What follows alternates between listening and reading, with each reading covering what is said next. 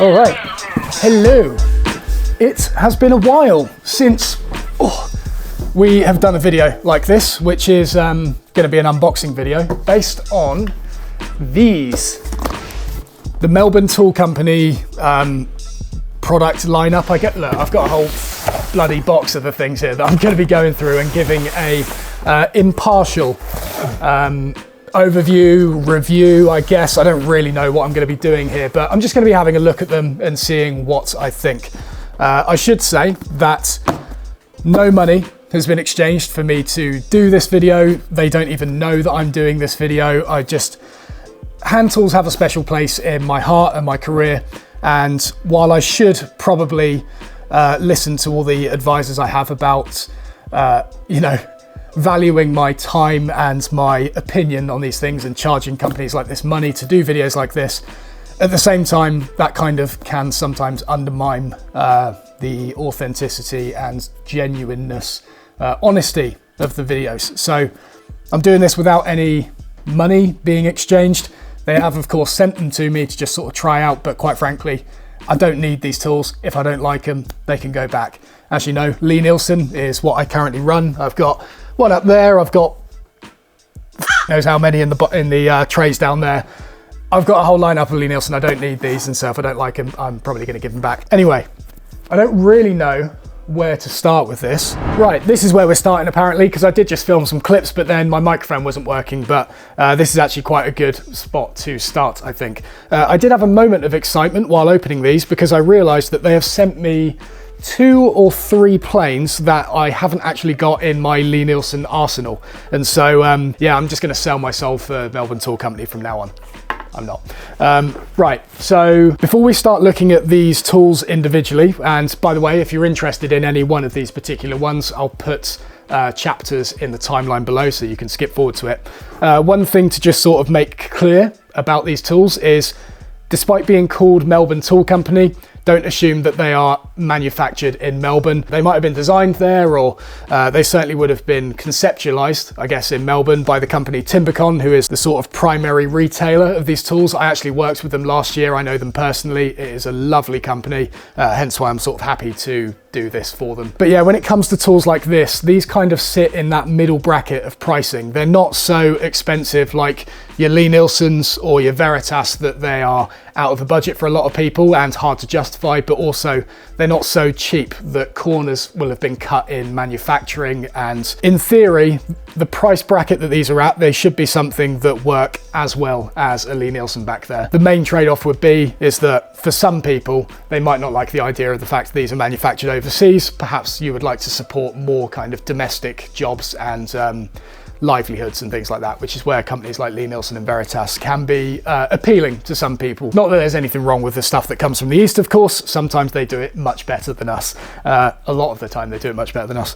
But anyway, let's start with this one. Now, what we've got in here is a low angle block plane. And one thing you might notice about this is, well, what I appreciate about this is they haven't just gone ahead and copied the Stanley pattern of block planes. And that seems to be the same for a lot of these tools as well. They have actually gone for a kind of original shape and design, which I very much appreciate. Looks quite sleek and modern, but it's also familiar enough in shape to users like myself to not be to not feel too crazy in the hands. I mean, I can just pick that up and that feels pretty perfect for me. And as you saw, it comes with a sort of closed cell foam liner, so it's nice and protected during transit, fits really nicely. And then you've got this slip here as well that just says, thank you for your purchase. Yeah, I didn't purchase it, but never mind. So yeah, the low angle block plane. When it comes to block planes, the low angle is pretty much the one you want to get all the time. You get some with a slightly higher blade angle on them, but they're usually pointless. Most of the time you want one sort of around here, which is a 12-degree bed angle. This one in particular has a Norris style adjuster, which I tend to have a hit and miss relationship with, but when it comes to block planes, it's quite a nice simple mechanism, which allows you to both advance and pivot the blade all on one mechanism. The thing I don't tend to like about these is sometimes you can wind the blade in and out and accidentally adjust the skew at the same time, but I'm happy to admit that's usually just user error. We've got a adjustable mouth on it, as you'd expect. That is a little bit sticky. We'll just get a closer look at that.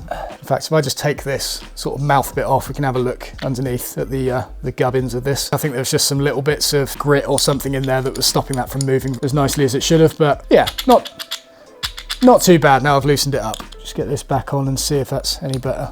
It's a little bit sticky, but it'll work. When it comes to the blades, I quite frankly don't give a f what people say when they're like, oh, it's ready out the box, it's sharp and ready. It's not. It never is. Even with Lie-Nielsen's, they can benefit from a little secondary bevel on them just to give it that extra edge. You could definitely push that through some material, but you're only getting like, I don't know, just to put an arbitrary number on it, like 10% of the potential performance of the plane by using it like this. Just spend a minute or so, put a secondary bevel on it, flatten the back, and you'll be able to extract so much more utility out of the plane rather than just using it straight out of the box. But yeah, the blade is quite nice and thick. It's got a few sort of sharp edges on it, and I'm not talking about the cutting edge. I know that should be sharp. It's got a few areas that maybe could be deburred just to take some sharp edges off, and I also noticed that on the body of the plane as well. There's a few sort of corners that might be worth just touching with a file just to stop any unnecessary damage to your hands, and you know, maybe even workpieces, to be honest. You could potentially put some scratches in things with these. But yeah, just getting a smooth file, one stroke over it should be absolutely fine. But yeah, overall, it's a pretty solid looking and feeling plane. The casting's really nice and thick. The machining inside is really nice. Like I said, it's a little bit sticky in some places, but that's not really out the ordinary for planes of this mid-tier range. When you start going to those higher priced ones like the Lie-Nielsen's and Veritas's, everything is super smooth and everything works very intuitively. Whereas with this, you can just get a few little spots of friction in them. Also the painting on the inside, I can't quite, is it Japanning? I can't quite remember the name for it, but that's been done really nicely. Actually, there's no sort of overspray, or I don't know, maybe it's not even overspray.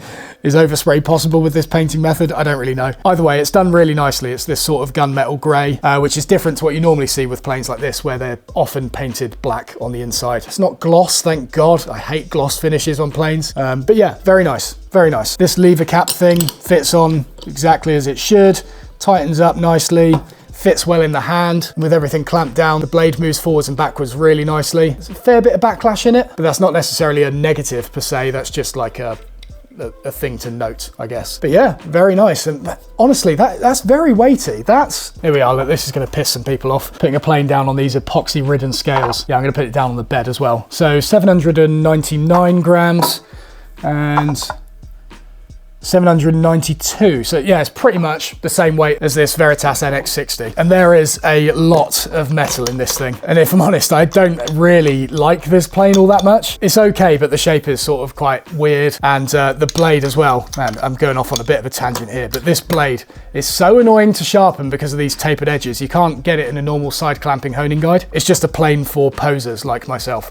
Something like this is actually way more functional. It's very simple, fits nicely in your hands, and you've just got a normal shaped blade for normal people, which is always nice. Anyway, I've dwelled on the block plane a fair bit, but overall, very nice. Very nice. So we'll just stick that back, and they have sent me a few other blades as well for this. I'm assuming that's a 25-degree bevel in that one. I've also got a 50-degree one in here and a 38 as well. And so because this plane is bevel up, by putting these steeper angles in them, it will basically turn it into more of a scraper plane than a sort of low angle shearing plane. And so the low angle would be good for slicing through end grain, for example, and ones like this at the 50-degree range would be good for your rippled and curly timbers that are prone to tear out. Having that sort of selection of blades should make a lot more timbers workable for people, which to be fair, considering this is Melbourne Tool Company, some of the timbers that Australians have to work with, it definitely makes sense to have a 50-degree blade on offer with these. Next, let's go for... Let's carry on with the bench planes. I'm very excited about this one. I lied. I'm not excited about this one. I've already got one of those in Lie-Nielsen. I'm excited about this one. This is apparently a low angle smoothing plane. So again, it's fitted in some really nice closed cell foam, fits beautifully, wrapped in some of this paper to stop it from rusting. And yeah, damn. Ooh, interesting. Okay. So yeah, as I said, I haven't got one of these. I've got a number 4 Lie-Nielsen, which is a smoothing plane, but it's at a standard 45-degree angle. This is a low angle smoothing plane, which, as I kind of just described with the block plane, allows me to put steeper bevel blades in it so that I can work with more figured and curly timbers. Now Veritas do this bevel up smoothing plane that feels very similar to this, like the knob shape on the front of it, very similar. And the handle as well. This is like, it's funny, it's actually somewhere between the Lee Nielsen handle design and the Veritas one. That's a lot more sort of straight and blocky. That's actually quite nice. That's quite nice. And because there's no frog here, this will be designed for a full 4-finger grip on it like that. Whereas ones with a frog only have enough for 3 fingers on the rear handle, and then your index finger is pointed down the frog to kind of give you a bit of extra space here. But yeah, that actually fits quite nicely. Again, there's a few kind of corners that definitely need to be deburred, but the mouth moves much smoother on this one. That is way better. Underneath here, we've got a Norris style adjuster, which is stuck to the blade. Yeah, again, I think a lot of this just needs to be cleaned out. So there's definitely like tiny bits of swarf in here that are definitely affecting some of the mechanisms, but again, that's absolutely fine. Yeah, that's the blade. Quite nice, coated in oil. Bed looks quite well machined, and yeah, again, the inside is of a very similar quality to that block plane, to be honest. The painting looks really nice, the milling's really nice. This the lever cap's actually quite nice. It's very lightweight, and I don't know, there's something about these that they're just very elegant and sleek looking. They've done a really good job on this, actually. Like, just looking at some of the chamfers around this lever cap, it's very nicely designed. I appreciate that they've gone out and done something a little bit different rather than just copy those other patterns. Yeah, a little bit rough there. I'll tell you what, actually, the handles themselves, I've already sort of spoken about the shape, but the finish of them is quite good as well. Sometimes with these middle range ones, they sort of feel like they're finished in chocolate. Sometimes they're sort of sticky and tacky and things, but these look to be made of maple. They've got quite a nice finish on them that doesn't seem to be too glossy or plasticky. It still feels quite like natural in the hands, but yeah, that's quite nice. And yeah, let's have a quick look at the blade as well. As I said, they're never sharp out the box. If you're one of the people that says that, shut up, they're not. Maybe I'm being harsh. Yeah, no, it's pretty good. It's pretty good. I can't imagine there'll be much work required on that in order to get a sharp edge, but obviously I can't speak for the flatness of the back. I'll tell you what, actually, let's just test the flatness of the back of these. Ideally, I'm going to be looking for some sort of hollow on this that allows me to polish the cutting edge and not so much in the middle here, so that all the pressure can be focused in the areas where we need it. Now, this isn't the best quality diamond stone to be testing this on, but I know it's sort of flat enough to indicate the manufacturing quality of this blade. Let's not worry about the oil. So let's go back and forth, do a little figure of 8 action, and just see where that leaves us. Oh, lovely. Not bad. Okay, so just bring this down a bit. You can see pretty good amount of polish happening on the end there, and then it's also bridging over to this area, leaving this area hollow. That was only a few strokes, so there is a small bit on the end there that the scratches are not quite hitting, but with just a little bit more work, plus grinding a secondary bevel onto the bevel of this, that should allow me to reach the edge and start polishing it almost immediately. So yeah, that's very good, actually. So yeah, pretty similar assessment, I guess, as the block plane, which means there's some sort of consistency that seems to be happening here in terms of the manufacturing of these things. As before, I've been sent 2 extra blades as well, a 38 and a 50 degree, to handle all of those dodgy timbers that I might be working with at some point in the future. So yeah, next we'll move on to this, which is the low angle jack plane. Now, with low angle jack planes, just to kind of explain my position on these, because sometimes it confuses people. When it comes to me advising people to only get one plane, like if you can only get one premium plane for woodworking, which one should you get?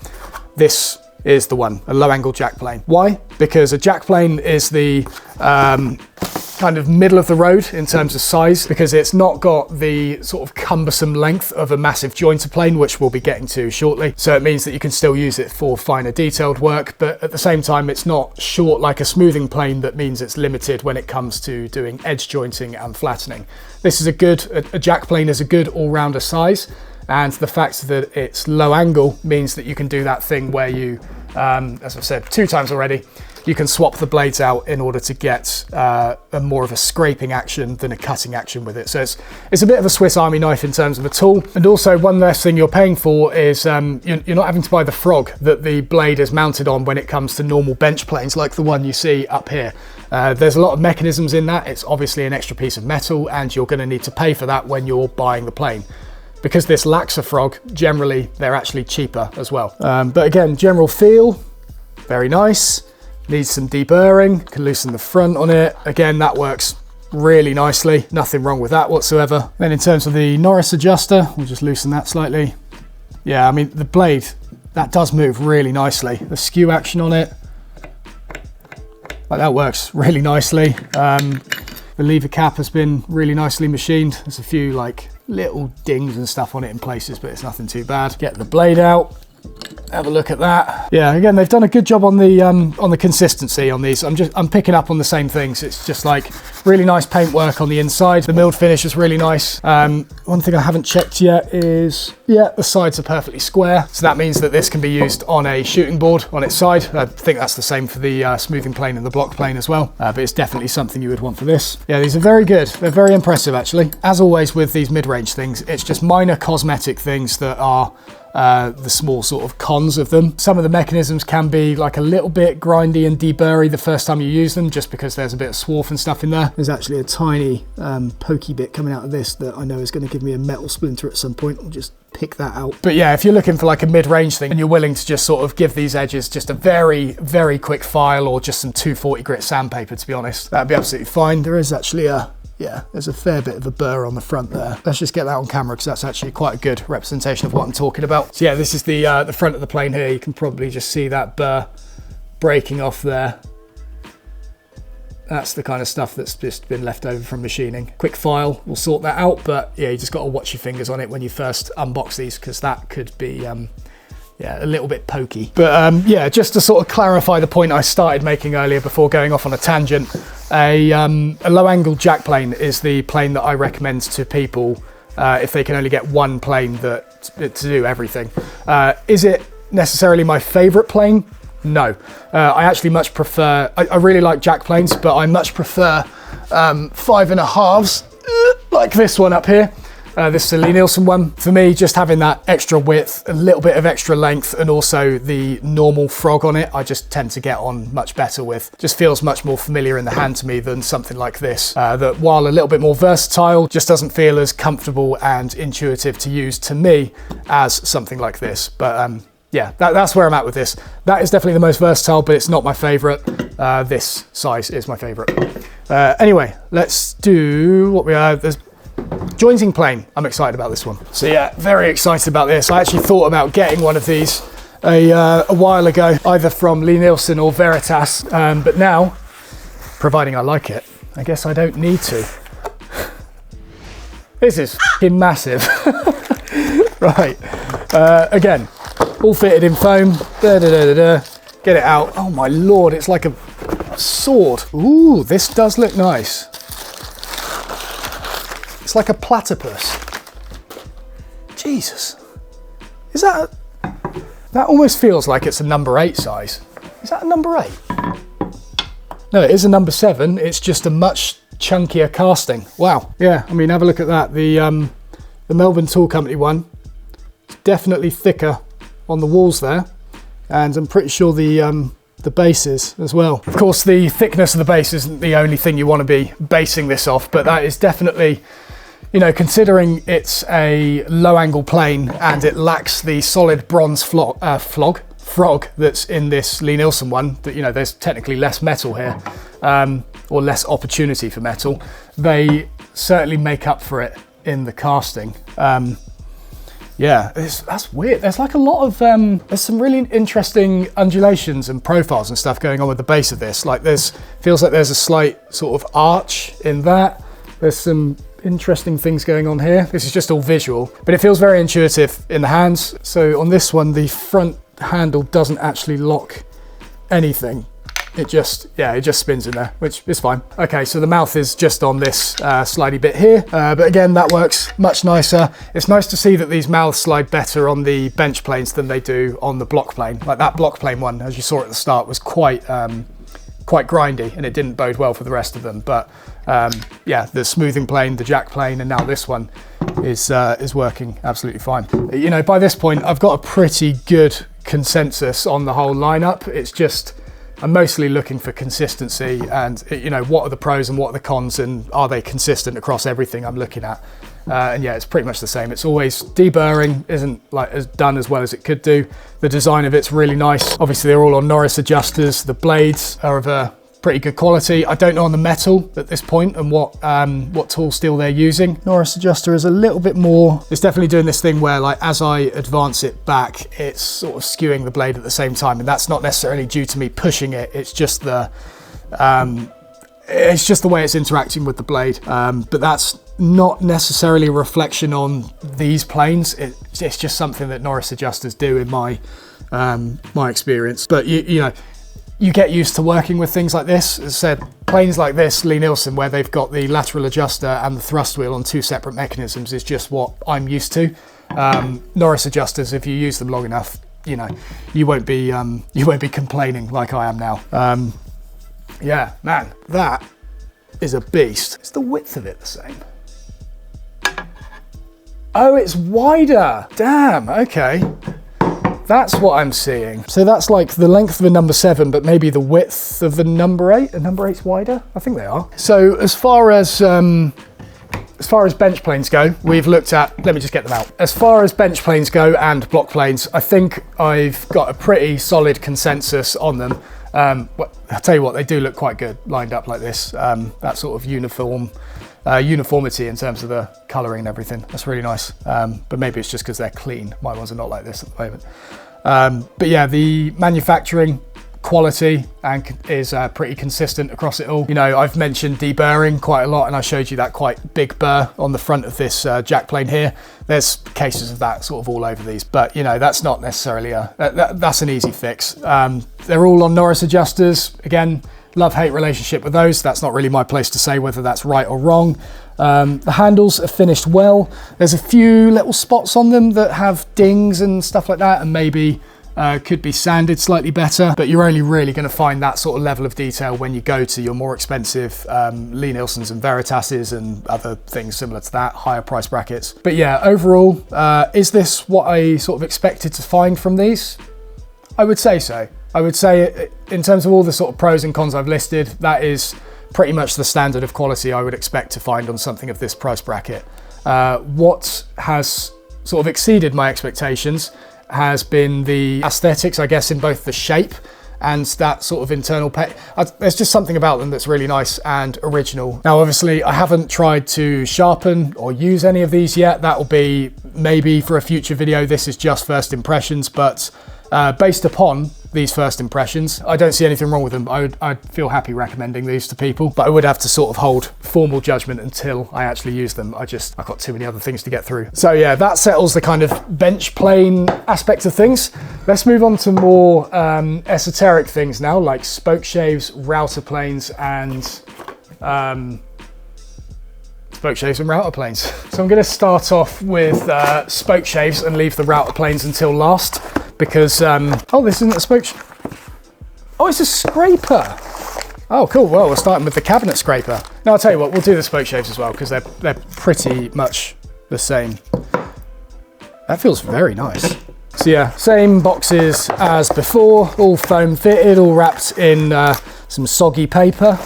Also, I guess for those of you wondering about the packaging and all of this graffiti and stuff in them, Melbourne's known for its graffiti. There's some really cool spots there, sort of as alluded to by this leaflet inside. It's very cool sort of seeing all of that in person when I was there last year. Now, I'm probably a little bit biased here because I'm not used to holding spokeshaves this spindly. So funnily enough, my spokeshaves are made by another company in Australia called HNT Gordon. These are so nice to both use and look at. The blade on them is great quality. They're very simple to use, and they've got nice chunky handles on them that really allows me to get force behind them. So that's what I'm used to, but this shape is very unconventional in the kind of world of spokeshaves. So when I go back to something like this, it feels quite spindly and pencily, but that's just me, I guess. So the first thing you'll probably see are these like cork lined or inlaid handles. It's very nice. On a lot of Spokeshaves, you'll have wooden handles on them, but these ones being mostly metal, they feel quite cold to the touch, but having that on top is it's very nice. It makes it feel very comfortable. In terms of the adjustment, we've got these 2 adjuster wheels here. I don't mind these adjusters that much, to be honest, because usually with Spokeshaves, I'll set them so you've got a heavier cut on one side and a lighter cut on the other, so you can sort of vary your depth of cut depending on which part of the blade you're using. Obviously that's not the case if I'm doing an edge that I want to keep square, but if I'm doing freeform stuff, that's generally what I'll do. And so having these adjusters like that is quite nice. But really, there's not a whole lot to them. I mean, it's, again, similar quality to the bench planes. The blade edges can maybe just be softened a little bit just to make them a little bit nicer to handle. The edge is pretty good. It could do with a few extra passes just to get it that little bit better. And yeah, the lever cap fits as it should. They're pretty simple, these things, so you can't really go too wrong with them. This, however, the cabinet scraper, that feels really nice. Really nice. I've always found these to be quite ergonomic anyway, even when the handles are all made of metal and everything. But those cork liners in there really make that feel nice. So I've done nothing with this at the moment, but yeah, I mean, that's, and that is scraping the, well, there you go. Let's get that spot of epoxy off my bench, shall we? Yeah, no, that's really, I'm very impressed with that. That's very nice.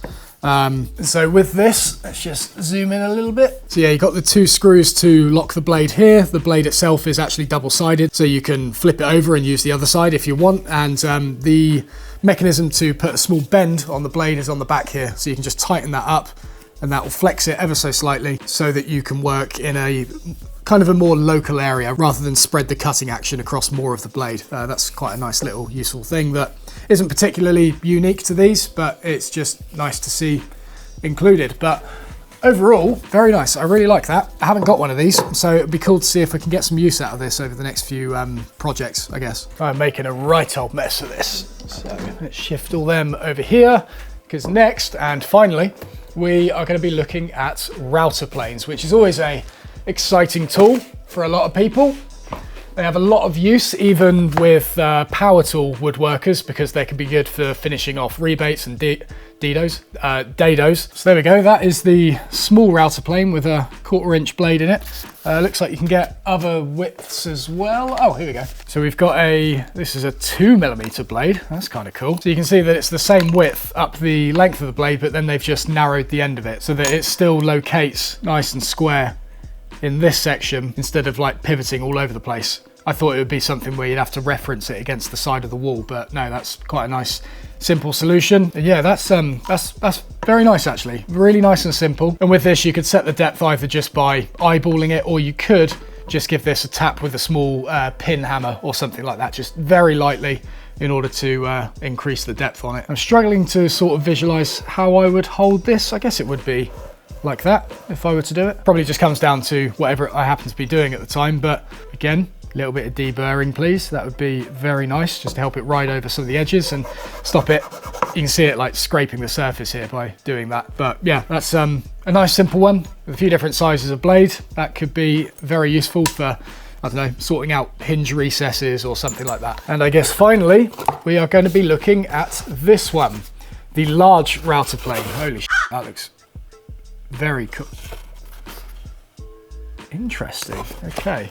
Maybe I haven't looked at this as closely as I should have. Wow, okay. So yeah, much like the jointer plane earlier, the first thing I'm noticing about this is the overall beefiness of it. And I've just got out my Veritas one as well. You can see that this one is just ever so slightly bigger, but most notably, you can see that the blade is mounted in a completely different way. Now, I have never used a router plane with this kind of blade advancement and stuff on it, but I can already tell I'm going to get along with it because it is pretty much exactly the same mechanism as what you'd find on a plane. You've just got a thrust wheel here that's going to be the thing that moves the blade in and out. There's no need for a lateral adjuster or anything. So yeah, it's very simple, it's very intuitive. We've got a depth stop here that just stops against the casting on the plane. And then we've got these two to lock down the blade. Again, I've been supplied with a couple of other blades. I'm sure we won't need to look at them, but that's a 10mm there. And we've got a 6mm in here. This is a 1/2 inch one. A few like defects on the handle of this. It's like, I don't know, some chips or something like that going on. There's also sanding marks on the top. Again, that's something I've seen over the other ones as well. It's just sort of a common flaw on these, but it's just a visual thing. I'll probably end up doing that to this anyway. And then we've got this, which looks to be some sort of fence for the bottom. I noticed these two mounting points either side of the handle here. So that's it, kind of slightly tightened up in there. So it's in there, but it's not too snug. We can then get this thingy in, slide that through, tighten it up on these top screws again, and then we've got a router plane with a fence on the bottom. Now that fence locks down with the tightening of this front screw by the looks of it. I think if I just loosen that, I should, yep, be able to move it in and out. The back one just holds everything in place, so I could just pop that there, give it a little twist again, and that's it locked in position. Yeah, that's very nice. I very much like that. The jury's still out as to whether I prefer the handles upright or kind of splayed out like this on the Veritas one. I think I do prefer that kind of feel. It just, even though this has got the wider base on it, that does just feel a bit more comfortable, but perhaps that's just the handle shapes as well. As you can see, they're very different on both of these planes. I don't know, it feels like I can get more downforce on this one, whereas that I'm sort of more working forward than down. And with router planes, there's quite a lot of tipping and vibration that can happen with them, and so generally I find that I need to push them down more than I do pushing forward. So this, I don't know, it's not to say you couldn't do it, but it just feels a bit more intuitive on this one. That's just me trying to be picky with things, if I'm honest. This would work very nicely. I love that adjuster, that works so well. So yeah, as I said, I'm very impressed with these. I kind of knew what I was getting into when it came to, you know, that price bracket. You know that there's going to be certain drawbacks when it comes to the finish of the tool and maybe some of the mechanisms and things in places, like they might be a little bit grindy compared to the much premium, better finished Lie-Nielsen's and Veritas's. Some of the castings might have small flaws and defects in them on here compared to those more premium ones that will pretty much be flawless across the board. You know, I'm looking at this now and some of the screws on these handles are not sitting evenly. Like this one's sitting proud, these ones are sunk in at various heights, and some of the chamfering's a bit dodgy as well. But like, it's pretty much all aesthetics. When you're working with these middle range ones, you're getting something that should work out the box. You'll need to sharpen it. Please sharpen it. I don't care what the marketing copy says. It's always best to sharpen these out the box, but in terms of the rest of it, it should be absolutely fine. But as I said with these, sometimes they could probably benefit from just a few, like knocking off some burrs and stuff in places, at the very least, just to stop you getting any nasty metal splinters.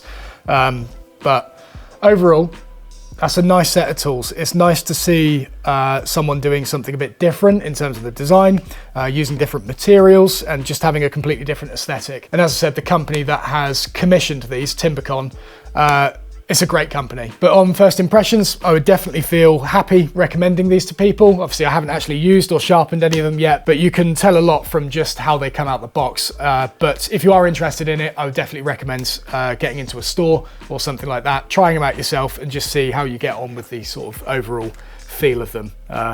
If you're going to try one, definitely pick up this. It is an absolute monster.